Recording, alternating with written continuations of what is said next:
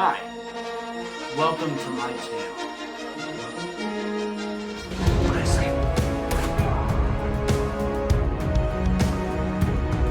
Hey, Uncle Kenny! Football! Hey, yeah! If you're new here, my name is Cedric. I'm an actor, a screenwriter, a filmmaker, and a YouTube reactor, and this is the first in a new series of videos I'm doing where I'm going to break down and analyze scenes.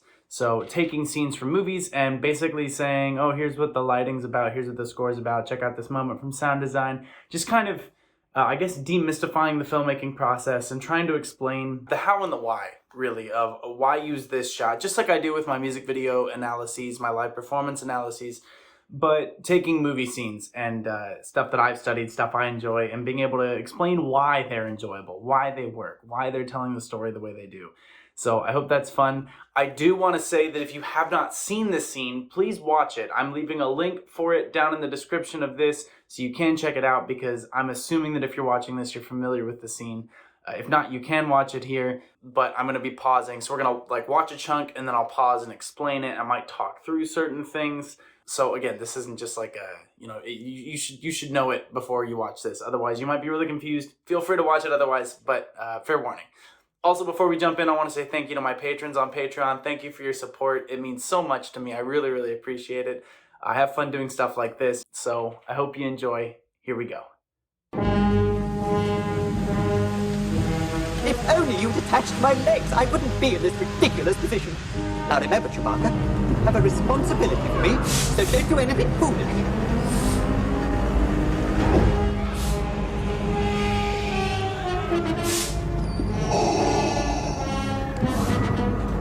So the first thing we want to look for are the beats of the scene. Where does the mood change? Where does a character learn more information? Where does the tension begin or end or raise? One of the easiest ways to set a tone is the use of colors, both on screen and in the color grade. So in this scene, we open on this heavy blue, which leaves our main characters silhouetted against it with orange running underneath the platform. We start on this wide trucking shot where it's going left with a lot of foreground motion, including one of the main villains of the scene, which is the carbon freezer itself. And that gives us two understandings of our heroes. They're together and they're powerless. That's what that shot's telling us. So we cut from that wide shot where we can see stormtroopers surrounding the heroes, cutting off any escape angles. And moreover, we're moving the heroes to the center of the room, away from the deep blue and into bright, harsh orange light. We also see Lando Calrissian waiting by the carbon freezer. We're aware, of course, by this point that Lando is conflicted, flirted with Leia, but his respect for Han is also evident, and his regret with becoming Vader's kind of lackey is more and more obvious. What we don't know is what his current allegiance is. Who's he siding with? What's he going to do? We've seen he has heart, we've seen he has regret, but we have also seen that he's going to sell out to protect his city and to protect himself. This makes a compelling character. It's a character arc. He's going to be faced with a choice. What's he going to do? There's also a moment of brilliance here with the fog pouring in a second before Vader appears. The scene is really high contrast. There's a lot of black in frame, there's a lot of shadow, and Vader is wearing black, so he can be hard to see. But with the fog pouring in just before he enters, we get a tension-filled moment, we get a warning that something's about to happen, and we can actually see him as he enters the frame.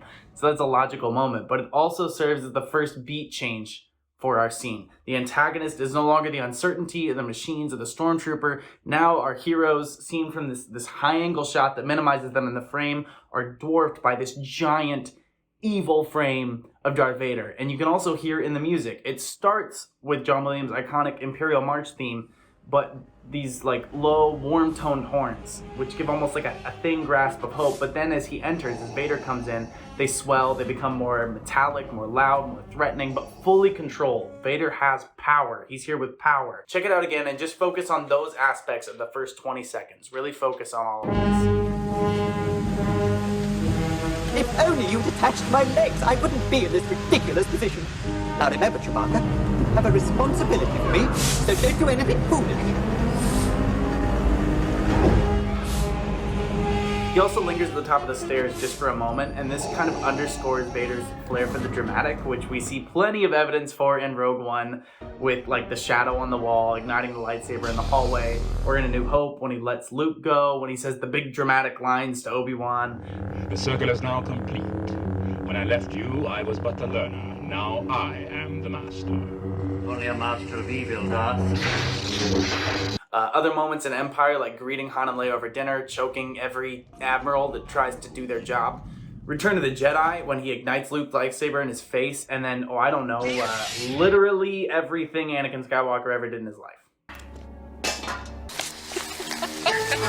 You are in my very soul, tormenting me. That flair for the dramatic is what completes Vader as such an iconic villain. He's terrifying, but he can't avoid a spectacle. This brief pause at the top of the staircase, these are the little moments that kind of round out a character like him, that give him so much. Okay, let's go on with the scene.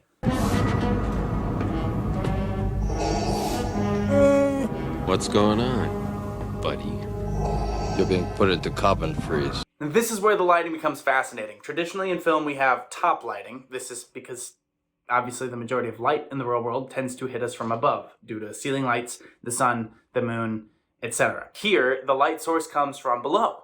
It's soft, it creates this really nice fall off and shadow into contrast, but it's more than a little bit terrifying because it's unnatural and it bathes Han and Lando and Leia in the color of danger and in shadows.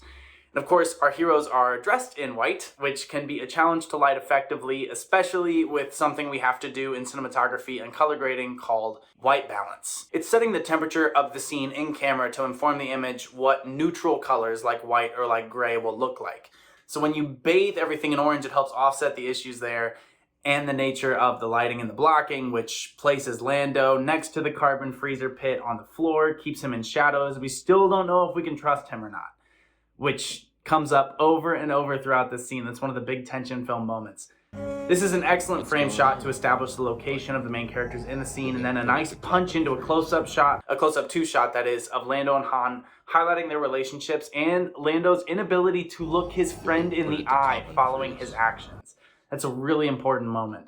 I'm fascinated too by this close-up because Lobot, Lando's aide, completely vanishes from this frame, and this random Imperial extra gets featured in the right third, totally bathed in shadow, which is so funny. What intrigues me is that this extra silhouette bears a strong resemblance to Luke, who is being baited to come here in this scene. So maybe I'm reading too much into it, but I really love that. I love that we have this little moment here where we're like, oh, is that Luke? No, it's not, but he is coming. We then cut to an almost matching close-to shot of Vader and Boba Fett, followed by a cut backward to see Han and Leia in the foreground.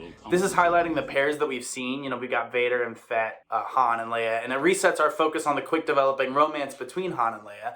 It also, rather obviously, points out that Vader and Fett are now in between our star-crossed lovers, while utilizing haze to separate the groups and giving us a chance to see Leia's face because of the haze and Vader back there. You can hear too how much sound editor Greg Landiker gave to Vader's breathing, which in a subtle way dominates the entire soundscape of this scene. He's just always present in the sound design. So maybe too I'm overthinking it, but listen to what Boba Fett says at the exact moment Leia looks at Han. What if he doesn't survive? He's worth a lot to me. The Empire will compensate you if he dies. Put him in. If that ain't love, what is? Let's move on so Vader could break our hearts. We're going back to Vader and Fett on the next shot, and the use of a low angle serves to magnify Vader's power, and it lets the orange light play off his suit, which again mitigates the issues with lighting such a dark figure, but it also makes him so creepy. It's like when you're a kid and you've kind of got the, you know, like you're telling like Halloween stories and you're like, ooh, and you turn on the light from underneath your face. That's basically the effect that's here, except it's orange. So it's like uncanny and a little bit off-putting because it's not what we're used to seeing. It's a very cool effect, very cool moment, and it's used to tell different characters. So for Leia, it conveys this fear and this frustration. With Lando, it conveys his lack of loyalty. We can't quite trust him. With Vader, it makes him more powerful. With Han, the way it kind of plays under it has kind of a Doom type of feeling to it. Not the video game, like he's gonna die. So it's so interesting to see the way that informs all of them with the same light, but with different characteristics. Fascinating. We should also note that the shots have all been really controlled. Smooth movement, no movement, which to me, it showcases Vader's power and his control over the situation. But here we see Chewbacca take the situation into his own hands. And director of photography Peter Shashitsky does the same. And Peter, I'm so sorry if I messed up your name there. He launches into a shoulder mount sequence that shows the chaos while allowing for Chewie's kind of exaggerated movements to play as more threatening than actor Peter Mayhew, may he rest in peace, would have been physically capable of doing in such a constricting costume. You don't want it to look very cheesy, and it's a wonderful moment of cohesion between the actor and the camera. Peter gives a great performance, and he sells all the movements, and the camera functions to serve that performance and aid in elevating it. Plus, John Williams' score kind of jitters quick with the brass to add sudden tension, and all moves the story along as Vader seals Han's fate, which sets Chewie off. Let's watch that again. Just focus on those things. No, stop! What are you doing? Stop! Get stop! Kill me! Yes, stop, please! I'm not ready to die! Hey! Listen to me! Chewie! Chewie, this won't help me! Hey! Save your strength. There'll be another time. The princess. You have to take care of her. The most interesting thing in this sequence to me is that we don't actually look at Han and Chewie as the two old pals talk, right? So Han's convincing Chewie to calm down, but we go from this rapid fire from C-3PO in danger because he's attached to Chewie, to Han and Chewie, and then to the handcuffs that the stormtroopers are struggling to put on. We also see Leia's reaction to the struggle and her look to Vader, who we cut to. Visual storytelling, y'all. Visual storytelling. She looks at Vader, we cut to Vader. Boba Fett, who has captured his prize, looks at Vader. He's uncertain. And then Vader holds eye contact with his daughter, who of course he doesn't know is his daughter, which is a lovely moment of unintentional foreshadowing. Leia walks away from Vader and goes to Chewie, comforting him. And Han is telling Chewie to protect Leia, which is a wonderful sequence of character development for Han, who just one movie ago could not care less for Leia and actively mocked her royalty, and now he's saying you've got to take care of the princess. Even at the beginning of this film, he mocked her, and yet now we see the completion of his lovely arc. We also get some subtext. Han is telling Leia to protect Chewie as well. And now we get the heartbreak. Now note the camera positions here, right? It's a nice medium 2 shot for the kiss, and then we see the stormtrooper approach, but we also get this terrific magnetic moment as Han is pulled away. He's pulled into the shoulder shot of Leia where you can see him stop short of the camera before it cuts. If you look, you can see him actually stop. And that's okay. Editing is magical, and that's how films are made. But he was going to run into the camera rig, so they stopped him. Then we get a wide shot of Han, Vader behind him, and Han is just abandoned at the pit with darkness kind of hanging over him. We go to a close-up of Leia, low angled as she steps forward. The angle, the lighting, it highlights kind of the desperation of her dialogue with the same... She says this with the same intensity as "Help me, Obi-Wan Kenobi." This is so brilliant. So listen to this. Help me, Obi-Wan Kenobi. You're my only hope. I love you. Right? His response, which is bathed in this dangerous orange and darkness, solely focused on her. There's a catchlight in his left eye bringing light to his whole face, and untraditionally placed in the left third, which subconsciously places him closer to Leia in the viewer's mind as he says, I love you. I know. What a beautiful response. Here's Han as we love him. He's cocky, he's arrogant, he's convinced he has more time to tell her that this isn't going to beat him. So he's saying I know because he's saying I'm going to be back. And you know that, and I know that. This isn't going to be the end of me, don't worry. We cut to a wide shoulder shot, which now places them both in frame together, promising us that they are committed to each other. It also gives us a chance to see the Ugnaughts come in for final checks before we cut to a close-up of Han accepting his fate. And we see a glimmer of fear in his eyes. So look at how much action they're getting on these wide shots, which then lets them cut to the close-up shots. We have a series of cuts showing Han lowering, totally focused on Leia, but my favorite is this wide shoulder shot of her clutching close to Chewie, blue light all around her and drenched in orange. We go to Lando, who watches his old frenemy descend, who then looks at Leia, who now realizes that she is totally in love with Han. Now this shot is gorgeous. There's the catch in her eyes telling a whole story with just a glimmer, the shadows falling off her face, the way the beams behind her kind of close her off with these oppressive bars. It closes her in visually. It makes her look small and weak in the frame. And along with the music, it builds, the music's going, Han descends, the shadows grow, and his eyes never leave her. Chewie's scream becomes part of the score. He's screaming out, and then Vader, completely emotionless, just turns, gives the signal, and boom, Han is gone. So watch that, especially listen to how Williams' score highlights each cut, each close-up, and it raises the tension while underscoring the romantic tension that nobody saw coming. Nobody went into this thinking, Han and Leia, that's the one. So check that out.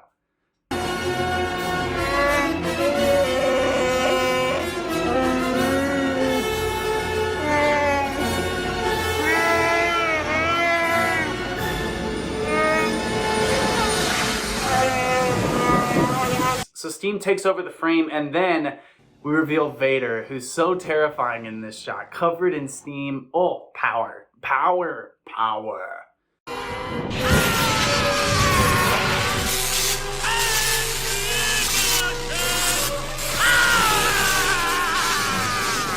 so good. Alright, Ugnaughts scramble, and then the Vader theme takes over. The claw comes down, it pulls Han out of the freezing pit, and we get these flashes of light, which is really just like a fun addition. And we get a nice shot of Leia and Chewie holding each other, but the claw dominates the frame, which again shows off the literal power of the machine they are rebelling against. The literal machine, y'all. Lando glances around nervously. Did the machine work? Or more importantly, we start to wonder, is he worried that is Han okay? Ultimately, we're not sure of his loyalty yet, but his eye movements are really nice subtle acting from Billy D. Williams, kind of telling us he's nervous about something. Which side is it? Notice too that when the claw comes up and the gap is filled, this random silhouette of the Empire person, there's no dead space in the frame. I love that guy. I hope he gets residual checks for this movie. The score is now basically gone, but the sound design kind of fills up the space with alarms and whirring, which heightens the anxiety of the viewer as we want to see what happens to Han. We don't know if he's okay, we don't know if he's alive, and the sound design is so frantic. We also see Leia's face, which is just like swimming with shadowed fall off, which follows Han coming up in a perfect mirror of Han watching her as he was descended, as he was lowered into the pit. It's visual storytelling, it's poetry, it's so good. It's almost the exact same distance from the shot too. It's this wonderful mirror. We saw her watching him go in, but now we're seeing her track with that movement. It's so good. It's so good.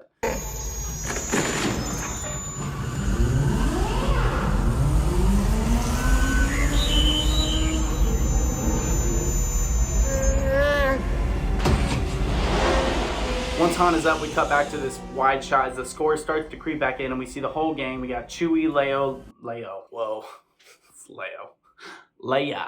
Lando, Vader, and Frozen Han to reestablish where everyone is for the viewer. The Ugnaughts push Han over, and as we get this clang when he hits the ground, followed by Leia hugging Chewie, cohesion of audio and visual. It's there, it's great. We get a close-up of Han from a new angle and a new side, which reestablishes the 180-degree rule that they've been following. You don't want to show the same person from two different angles because the audience will get confused. I can do a whole video on that. Just Google 180 rule and maybe it'll start to make sense. But anyway, this new shot shows the pain he was in while frozen, which is a wonderful way to raise the stakes, not only for this moment, but for the next film. Is he gonna be okay?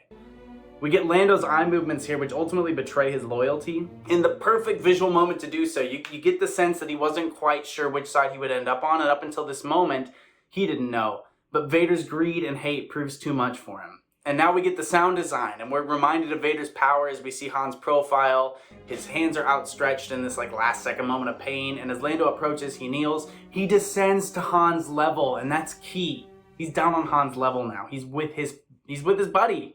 C-3PO chirps in, which actually gives us valuable insight into the situation, into the scene, as far as what's happening. Oh, he should be okay. He's protected. But that also allows for a cut over to Lando to reestablish the 180. Clever editing. Nice work. Back to 3PO, and then we get a wide shot. We've changed perspective several times now, and that sort of disorients the viewer, and in doing so informs us that Lando might be changing sides after all. Vader is towering in the right 30, silhouetted, and Lando, who's kneeling at Han's level, is forced to answer the casual questions regarding his friend's torture. Oh, is the guy okay? I don't know. You see Lando's veins are stretched in his forehead, and there's this tension to his voice. There's frustration and fury bubbling under his voice, and you realize Vader's maybe gone too far. Before we go to the next close-up, though, I want to point out to you that the background behind Vader, especially the stormtrooper to his right, changes completely. Why? I don't know. Maybe they were out of time that day and they couldn't move the lights, so they just moved the actors. These things, they happen, and that's what makes film. These mistakes exist. There's stories, there's storytelling, and I'm kind of fascinated by the inconsistency. The issue could be visibility. The previous background on that wide shot maybe just didn't work because they couldn't see it. They wanted you to focus on Lando, but when they go to Vader, it's harder to see him. I really don't know. It's just a fun thing to know. Once we do cut to the close-up, I love the fact that Vader perfectly divides the warm and the cool tones in the frame. It's the little subtle things like that that make him terrifying. I don't know. It's just really visually nice. Vader orders the chamber reset, and the music bursts back in, which, again, power. And then some Emperor wannabe runs in, approaching our villain. Notice as the man approaches how fast this pan occurs. This movement matches the news that he brings, which again accelerates our plot, accelerates our tension. Luke is in serious danger and Vader is too prepared for him. So where should we cut to from here? Luke's in danger. Well, of course, we cut to Leia.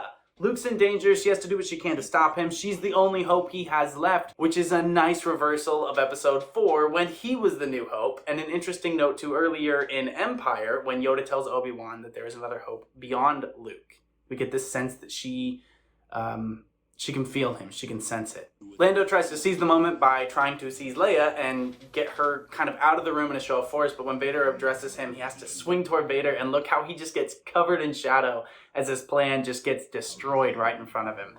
Vader gets this extremely low angle shot as we see him betray Lando one last time, crushes the hopes as music swirls underneath his dark, creepy voice. We get this wide shot. We see Lando, Chewie, Leia, and Lobot, who has been in all of Lando's shots. And he'll soon be a key piece in Lando's redemption. And him being present in these shots is a really nice way to keep him present in the audience's mind. This wide shot, which is largely lit from below and casting them in shadows, it gives us this image of people that are rapidly losing hope. Right? It's this wonderful shot for this beat because now there's all this shadow descending on them. Vader, he storms out looking all scary and whatnot, and Lando reaches for his throat. How many Imperials has Vader choked by this point in the movie? Lando knows what's coming to him, but what he doesn't realize is that it's not coming from Vader, it's coming from Chewie. And then we cut to Leia, whose eyes have fallen on Han. Her plan to rescue him has just been destroyed. So there's a lot of foreshadowing, literal shadowing, and subtext in these beats. I think my favorite beat is Lando reaching for his throat because he's like, ugh, I know what's coming. But literally, Chewie's the one that chokes him like 2 minutes later. So it's a nice set an expectation, but then reverse it. We end it on this gorgeous wide shot as Vader rushes off. He's going off to defeat Luke, and he's going to crush the rebellion, and everything is going to go great. Before Lando glances at Lobot, there's this really subtle rack focus as he does, which leads our eye to Lobot. And then we actually see Lobot move for the first time in this scene. He makes eye contact with Lando, and so as a result, we're left with this faint slice of hope, this last chance to save everyone. And if these two troublemakers, who we can't trust, play it perfectly, then maybe they'll get out.